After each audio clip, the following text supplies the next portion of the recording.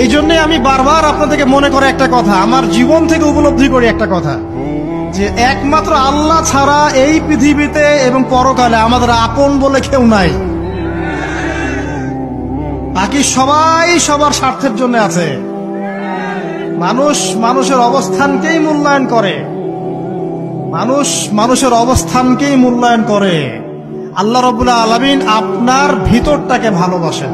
দেখেন, আপনি যখন নামাজ পড়েন নাই, আল্লাহ পাক কিন্তু আপনাকে ধ্বংস করে দেন নাই। আল্লাহ পরম করুণাময় আপনাকে হেদায়েত দিয়ে নামাজি বানিয়ে দিয়েছেন।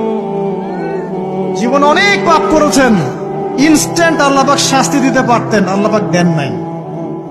আল্লাহ আপনাকে ভালোবাসেন, আল্লাহ আমাকে ভালোবাসেন। আল্লাহ পাকের এই ভালোবাসার ঋণটা শোধ করার জন্য হলেও নামাজি হয়ে যান, আল্লাহর পথে ফিরে আসেন, দিনের জন্য কিছু করেন, দিনের ফিকির করেন, পড়াশোনা করেন। প্রিয় ভাইরা, আল্লাহ পাক তৌফিক